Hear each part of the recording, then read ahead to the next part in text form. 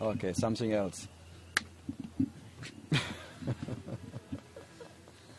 Well, the only reason to come here is for this split second, which can't ever happen. Yeah, and I tell you,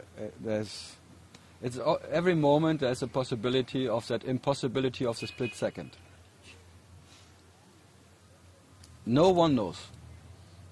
Especially the self doesn't know when the self is absolutely fed up and simply dropping even the idea of self. You will never know why, because there's no why for it. It will always be in spite. In spite, sitting somewhere in spite of doing or not doing, but I tell you, it may happen. And you will be surprised by what you are.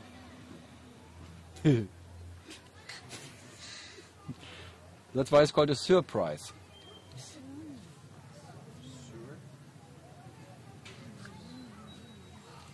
So surprise yourself. But who cares when it will happen? You know already it will happen, whatever. It will happen anyway. Because that ignorance who came on to you, it came, and one day it will be gone. You just see it. As that what was rising will disappear one day. So it's already gone. It's already dead. So who needs then that split second? And that is called the split second, by seeing whatever this love affair you started, one day it will be not there, and you still will be what you are. So now you're a lover, and you're in the love affair with yourself, and one day as this love affair started, it will end. So it's already gone. Just see it will end. But who cares when does it end? It's already dead. It's a dead relationship with yourself anyway.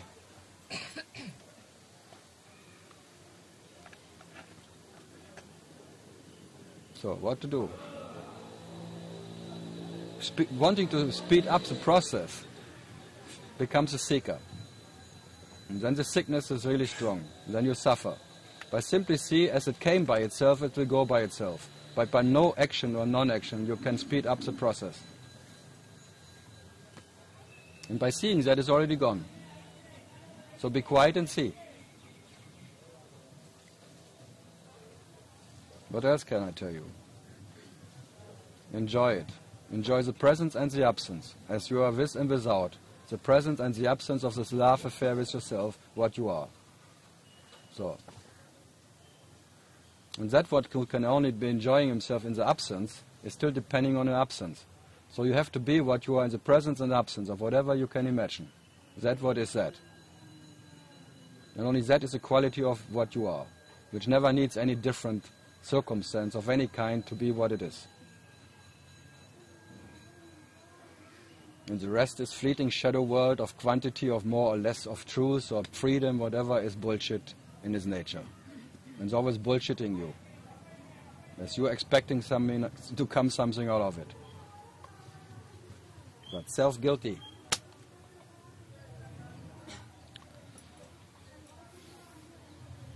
I can only point to that, if you see the never-ending story, it ends. If you see it will never end, it ends. You will end in that, seeing that it will never end. There is an ending for that, what you think you are. Because this hopeful me is only there because it hopes for someday it may end. The hoping of a happy end. But I tell you, there is no happy end. When you see there is no happy end, that's the happy end. It's the end of the me, who is waiting for the happy end to happen. And seeing it will never happen, it's the absolute happy end for that what you think you are. More? Some question?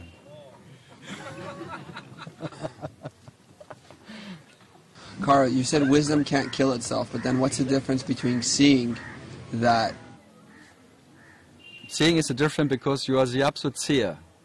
And by you are starting to become a relative seer, you are become something relative objective in time. And then you're depending on that what you see. But the absolute seer, which is that what is prior and beyond all seer, seeing what can be seen. So it's like a kind of seeing. Be quiet is that what is silence, and by seeing, creating a seer, seeing what can be seen. So the absolute experiencer you are, which is life itself, experiencing itself as an experiencer, experiencing what can be experienced. So at the moment you are that what is silence.